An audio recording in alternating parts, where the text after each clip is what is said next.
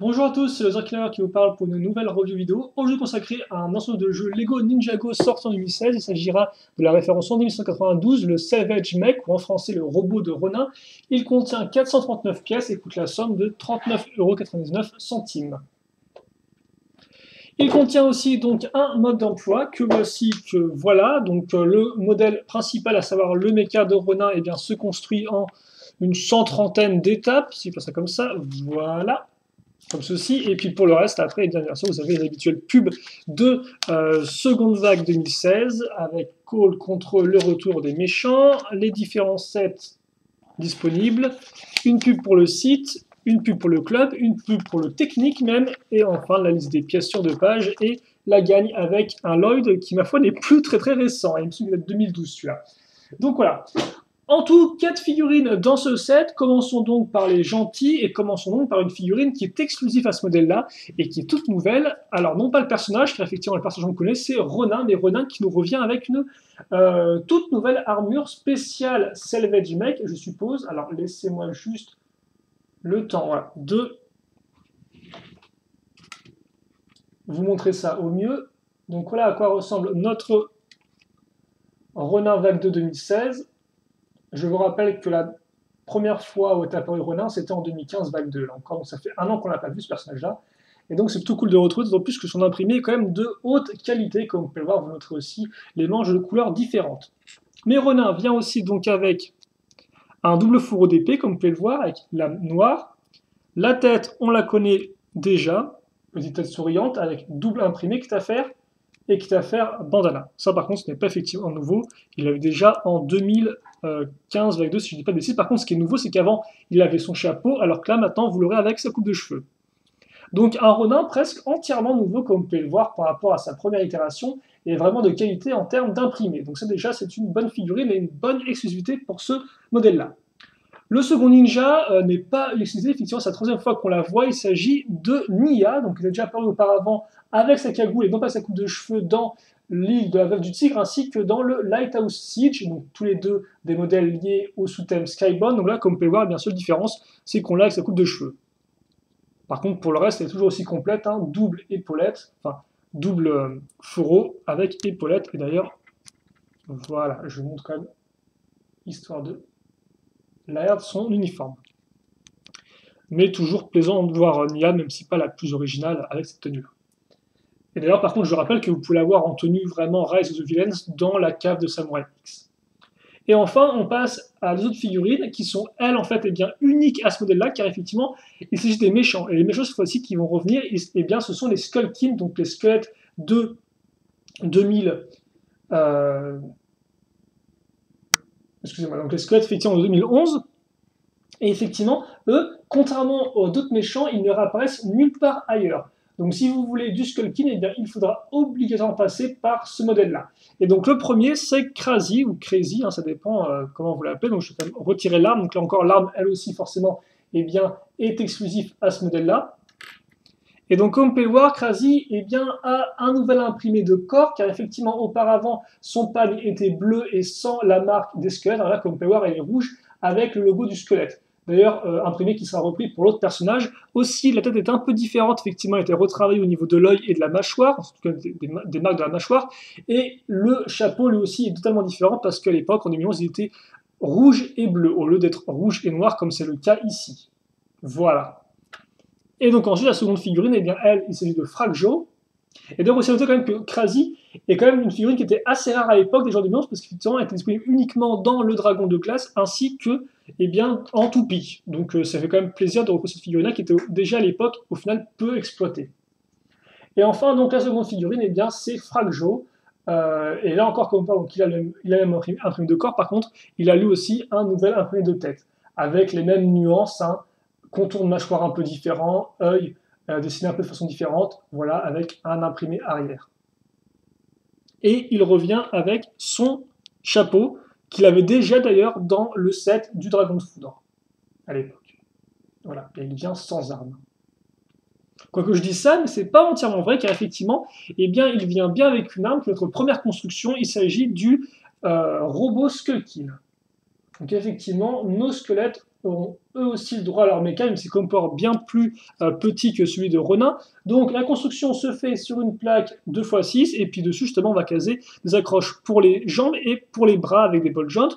On placera aussi des bras de robot ici pour faire comme une cage thoracique, et puis à l'avant, comme on peut voir, on aura une protection avec 2 rotations ici, donc pour remonter ça à ce niveau-là, donc faire le torse de notre machine. Alors, je vais peut-être un peu baisser ça, parce que je me rends compte qu'on n'a pas grand-chose là. Et donc après, très simplement, la jambe est assez facile à comprendre, et le bras, lui aussi, est facile à comprendre, mais néanmoins, il est intéressant pour un élément, c'est qu'il a en fait 2 articulations. Une articulation au niveau de l'épaule et une au niveau du coude. Ce qui fait qu'on aura un méca de petite taille, donc qui rappellera effectivement les mécas en sachet promotionnel 2015, mais plus articulé néanmoins. Et donc ça fait que ce sera vraiment un vrai plaisir à manipuler. Mais avant ça, laissez-moi juste vous le montrer comment il rend tout droit. Voilà. Donc en termes de dimension, on est dans du 8,5 de hauteur, du 4 à 5,5 de largeur et du 2,5 de profondeur. Voilà.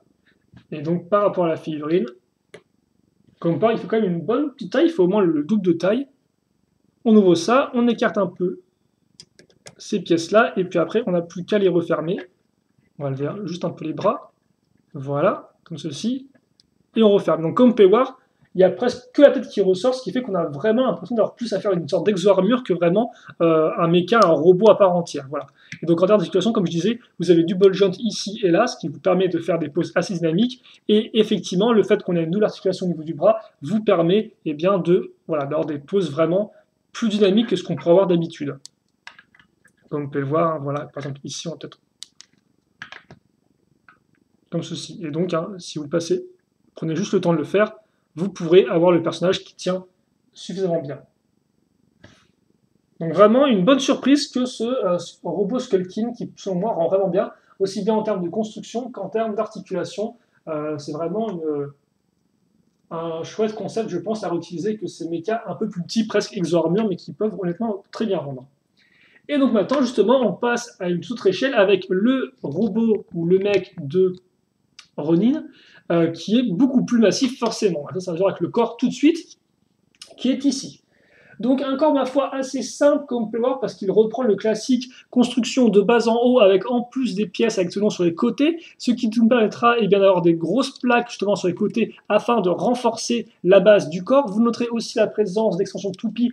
Ce n'est pas la première fois qu'on en a avec les mechas, souvenez-vous, avec le Samurai X, avec le mecha Samurai X en 2012 par exemple, ou encore avec le Mech Titan de Zale en 2015, on avait déjà effectivement ces pièces utilisées, donc ça fait plaisir de les retrouver, ça donne un peu une homogénéité entre les différents mechas des ninjas. Voilà. Et puis surtout, nous, ce qui nous intéresse, c'est 2 éléments en particulier. Le premier, c'est bien justement le cockpit, la vitre du cockpit, car c'est elle qui va aussi intégrer les contrôles. Comme on peut voir, en fait, on a une sorte de 4 pièces accrochées les unes aux autres. On a la pièce de base avec un sticker de fil à faire ressortir, entre guillemets, de corde de rappel. Et puis surtout, on a des parties latérales ici et là, et une partie centrale avec la grosse vitre. On retourne et on se rend compte qu'on a les stickers des pots de contrôle posés à ce niveau-là. Et donc, de ce fait, on a déjà un cockpit qui est assez intéressant et qui, en plus, pour une fois, recouvre entièrement le personnage, comme vous pouvez le voir. C'est quand même assez rare pour être signalé, de plus en plus maintenant. C'est vrai qu'effectivement, le Mecha Samurai X avait une sorte là aussi de cockpit très fermé, mais depuis, on a souvent eu des cockpits à l'inverse très ouverts. Alors là, comme vous pouvez voir, on revient à vraiment un espace fermé, et en plus avec la grande vitre, ça rend vraiment bien, je trouve, et c'est ça qui va vraiment aussi rendre le mecha original et différent des autres. Et autre chose qui va le rendre différent des autres, c'est la partie à l'arrière. Comme on peut voir, qui est un peu particulière, qui utilise des briques avec des comment dirais-je, des glissières ainsi qu'une accroche à clip ici. Et donc ça sert à quoi? Eh bien, ça sert tout simplement à caser un petit véhicule en effet, donc le planeur de Ronin, qui lui fait 9 cm de long, 5 de large et 3 de hauteur. Comme on peut voir, il est plutôt simple à comprendre, donc juste une petite comparaison de taille par rapport à une figurine, il fait une taille tout à fait acceptable. Donc oui, effectivement, le plus important, je pense, c'est avant tout les pièces d'accroche, donc les pièces beige ici et la pièce rouge à l'arrière, et aussi les pièces grises, qui sont des pièces utilisées pour faire des systèmes pneumatiques qui sont utilisées afin de raccrocher les canons à l'avant, mais aussi les uns sur les côtés. Donc on regarde une utilisation pratique de la pièce, car elle sert pour deux pièces à la fois. Donc en fait, c'est un peu comme trouver une réponse à deux questions, quoi. Et donc ça, eh bien, on peut le caser ici, en faisant glisser comme ça, et puis en raccrochant avec le clip à ce niveau. Et par contre, vous noterez aussi la présence d'une accroche cruciforme au-dessus, qui, elle, permettra d'accrocher l'arme du méca, mais ça, on y reviendra un peu après. En attendant, on va passer directement aux jambes, excusez-moi. J'ai mis un peu de temps, un peu confus. Donc le bassin est classique, je ne vais pas revenir dessus. Par contre, la forme des jambes, elle, est un peu différente de ce qu'on connaît. Comme on peut voir, si on se met sur le côté, on se rend compte qu'on a vraiment une sorte de jambe en zigzag, donc qui part comme ça, avant ensuite d'utiliser une pièce technique, comme ça, pour ensuite relier un ball joint au pied. Le pied, c'est du classique, hein. On va accrocher des pièces de bas en haut, elle comporte plein de pièces qu'on est toujours sur les côtés. On fait un style de décoration comme ça sur les parties latérales, et puis après, on retourne le pied, et voilà ce qu'on obtient. Rien de spécial à noter à ce niveau-là, à part si ce n'est la pièce qui bloque à l'arrière afin de bloquer l'articulation pour pas que le modèle parte trop en arrière et s'écroule sous son propre poids. Voilà. Pour le reste, rien à dire de plus là-dessus, si ce n'est que vous noterez les pièces de voiture utilisées ici, et surtout un début d'asymétrie, en clair quelque chose de différent de côté, c'est-à-dire qu'effectivement, eh bien, de ce côté vous aurez un fusil, donc il peut détacher, mais de l'autre vous aurez un skateboard. Donc le skateboard de Ronin, je suppose, ce qui est assez étrange, mais pourquoi pas. Et surtout, vous noterez que ce côté-ci est rouge foncé, alors que celui-ci est orange, avec un sticker qui va en avoir plusieurs marques, dont celle-ci qui est une sorte de logo du thème Exoforce qui date de 2006, ce qui est une chouette référence, je trouve. Voilà.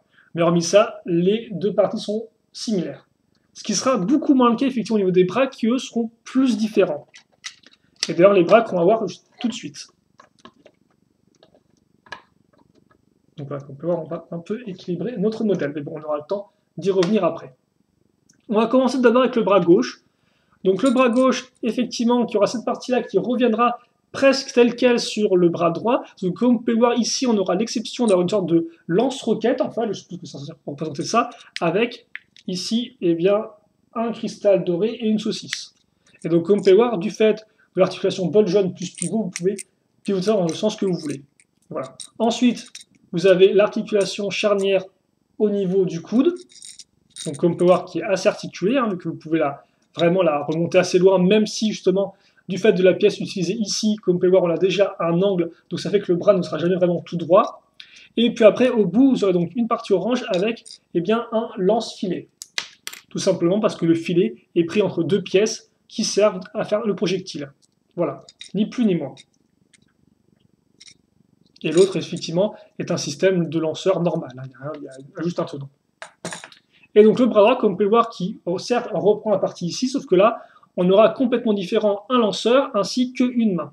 Une main, d'ailleurs, vous noterez aussi la présence de chapeaux rouges, ce qui fait que même si je ne pense pas que vous allez les enlever de base, vous pouvez quand même les retirer pour les mettre à Ronin afin qu'il ait son chapeau classique, si vous préférez avec son chapeau, au lieu de l'avoir avec sa coupe de cheveux.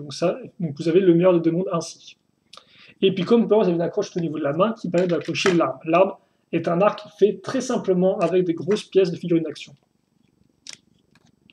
Et donc en fait l'idée c'est que ça, comme la partie ici dorée, en fait le projectile est un prolongement de l'arc. En fait c'est un peu comme si le missile ici était en fait la flèche de l'arc. Donc il faut un peu voir ça comme ça si vous voulez. Voilà. Et donc bien sûr, ça se tire comme ceci. Une fois que c'est fait, nous pouvons mettre le modèle comme ça. Et surtout, vous avez noté une pièce que j'ai oublié de faire remarquer, c'est la pièce pentue inversée ici, qui se met en dessous, et qui va être assez problématique pour les articulations, car autant qu'on l'a vu jusqu'à présent, les bras sont plutôt... voilà, vous pouvez franchement bien les pivoter au niveau des épaules, enfin des coudes, excusez-moi, il n'y a pas de souci à ce niveau-là. Autant au niveau des épaules, justement, comme vous pouvez le voir, du fait des pièces noires, alors excusez-moi, il faut juste que je relève ça un peu plus. Du fait des pièces noires, les épaules vont se bloquer très facilement à ce niveau-là. Donc c'est très étrange. Alors bien sûr, vous pouvez un peu les lever sans souci, mais En tout cas, ça bloque très facilement. Et ça, bah, vous pouvez le corriger assez simplement, pourtant, en changeant juste l'orientation de la pièce comme ceci. Et là, comme ça, vous pouvez mettre ça ici, et donc vous aurez enfin des bras qui seront un peu repos. Parce qu'effectivement, c'est ça véritablement le problème, je pense, c'est que, eh bien, tel quel, le méca, ça fait qu'il n'a jamais ses bras au repos. Ils sont toujours constamment en l'air, comme ça, à moitié en l'air, et c'est un peu bizarre. Donc, vous pouvez changer ça, effectivement, en changeant la pièce. Après, honnêtement, la seule explication que j'ai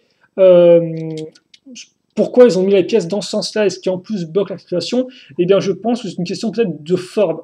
En fait, avoir une sorte de forme large qui part du corps comme ça et puis qui ensuite se rapetissit avec les bras. C'est la seule vraiment raison, enfin la seule explication que j'ai à ça, parce qu'effectivement, hormis ça, je vois pas pourquoi ils auraient fait un truc qui limite autant le mouvement des bras. Bref, passons là-dessus et plutôt faisons justement un temps à rendre avant de repartir après sur les points d'articulation que j'aurais pu manquer.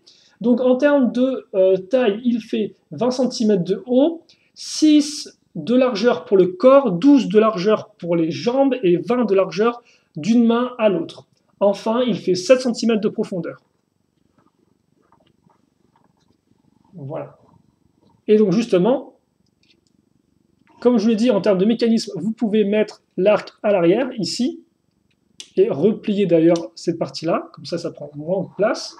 Voilà un peu à quoi ça ressemble, d'ailleurs ça rend plutôt bien, je trouve, hein. Ça fait quand même une sorte de cape un peu.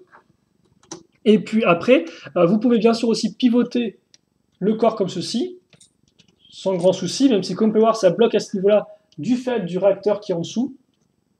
Et le réacteur ne provient pas du planeur, hein. C'est bien un réacteur qui est mis sur le corps du méca. Donc comme on peut voir, il bloque effectivement à ce niveau-là, il ne pourra pas faire des tours complets. Et après, pour les jambes, il n'y a pas vraiment de gros problèmes à ce niveau-là. Et pour les pieds, je trouve que c'est plutôt bien articulé, malgré effectivement la pièce incliné qui bloque. Mais comme vous pouvez le voir, vous pouvez tout de même essayer de faire quelques poses vraiment où le modèle est quand même plus courbé, hein. Il suffit juste d'ajuster un peu les pieds de part et d'autre, mais vous devriez arriver quand même à en tirer quelque chose. Ce n'est pas aussi affreux que les bras qui, eux, sont beaucoup plus limitants au niveau des épaules. Et donc, je pense qu'on a fait le tour pour ça. Alors, il ne me reste plus qu'à vous mettre une petite comparaison de taille par rapport à Ronin, et puis, bien forcément, à le mettre dans son méca, et bien, à faire un petit bilan de ce set, à savoir si moi, bien, je vous le recommande ou pas, même si, honnêtement, bien, c'est vrai que avec lequel j'avais un peu de mal de base, donc il est en massif, hein, avec lequel j'avais un peu de mal de base lors de sa première... lorsque j'avais découvert pour la première fois, vous montrez que vous pouvez mettre Ronin avec son double katana sans souci, hein. Il entre sans aucun problème. Donc oui, modèle avec lequel j'ai des problèmes lors de sa première révélation, mais en fait que j'apprécie pour plusieurs raisons. Et donc déjà, venons-en, avant de commencer à ce que moi j'ai bien aimé, à ce que justement vous pourriez ne pas aimer, ou ce qui est, entre guillemets, vraiment critiquable sur ce modèle-là. Donc voilà. Et donc déjà, je pense que... Alors je vais peut-être remettre l'arc, ce sera peut-être un peu plus impressionnant. Le premier élément qu'on peut ne pas aimer, ben forcément, enfin, on ne doit ne pas aimer, je pense aussi carrément, c'est les articulations. Les articulations au niveau des bras, des épaules, c'est vraiment l'enfer, je ne comprends vraiment pas. Donc, heureusement, c'est du Lego, donc c'est modifiable, mais il en reste néanmoins que bah, c'est pas top, quoi, je trouve. C'est vraiment pas. Alors, par contre, je me rends compte que ça, c'est pas non plus top. Est-ce que je peux avoir un truc un peu mieux? Ah, peut-être comme ça. Ouais, ça rend un peu bizarre, hein. Ah! Bon, non, ok, d'accord, j'ai compris, ça ne rend pas bien. Excusez-moi pour ça.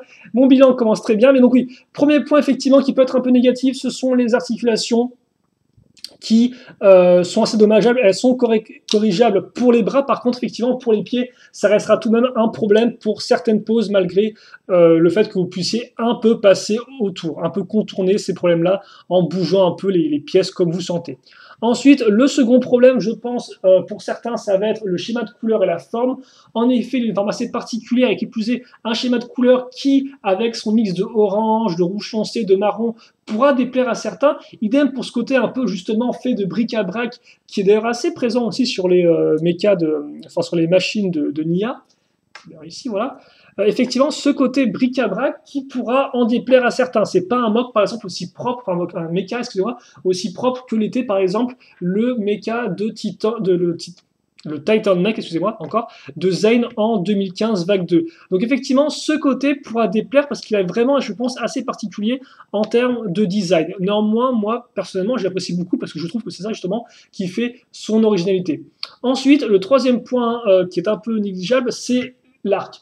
Je comprends ce qu'ils ont voulu faire avec, mais il en reste que ça fait quand même une sorte de grosse arme, vraiment massif et un peu mastoc, qui honnêtement ne rend pas si bien que ça. Alors certes, ça utilise la pièce de lame utilisée sur le Meckenstein 2015, donc là encore c'est une sorte de référence aux anciens mechas, mais il en reste que c'est pas une arme, voilà, ça contribue je trouve à renforcer l'aspect un peu patapouf du mock comme ça, qui est un peu marqué des bras et qui en plus a une sorte de grosse arme qu'il a du mal à manipuler. Donc c'est vrai que aussi, autant j'aime bien les arcs généralement, autant là je trouve que ils auraient peut-être pu faire une arme un peu mieux. En plus, je trouve que pour Ronin, un arc, j'ai un peu de mal à imaginer qu'un arc. Mais après, bon, ce n'est que moi et ça reste vraiment un avis très subjectif à ce niveau-là, quoi. Voilà. Mais honnêtement, hormis ça, eh bien, je trouve que c'est un bon modèle. Parce que comme j'ai dit justement, autant le design ne peut pas plaire, autant personnellement, je trouve qu'il est original par rapport aux autres mechas qu'on a par le passé. Et donc ça, c'est toujours un point intéressant à noter, c'est qu'au moins, eh bien, les mechas sont constants, mais ne sont pas non plus trop similaires entre eux. Donc ça, c'est quand même un bon point. Et qui plus est, eh bien, le contenu en dehors du mecha eh bien, est aussi de qualité. La sélection de figurines est vraiment bonne parce que les Skullkin eh bien, sont exclusifs à ce set-là, donc si vous voulez, vous devrez obligatoirement passer par ce set-là.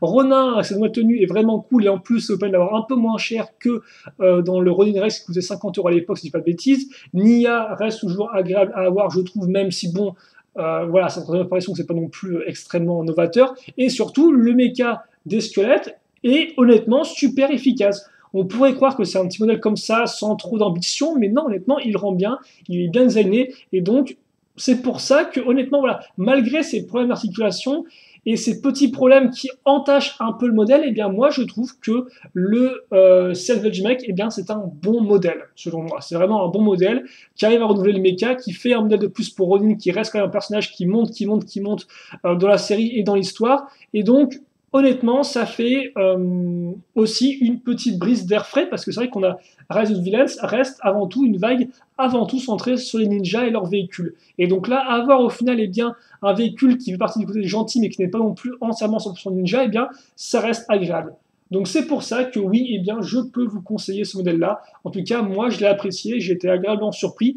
Il n'est pas parfait, il a ses problèmes, mais il en reste néanmoins assez fun et si vous n'êtes pas averse au design, eh bien, je peux vous le conseiller. Voilà. En tout cas, nous, on se quittera là-dessus. J'espère que vous avez apprécié cette vidéo. Questions, commentaires, n'hésitez pas à les poser. J'y répondrai avec grand plaisir, comme d'habitude. Et puis nous, bien sûr, on se retrouve pour de nouvelles vidéos. En attendant, portez-vous bien, passez une bonne journée, une bonne soirée, ce que vous voulez. Et à la prochaine. Allez, salut à tous et à toutes.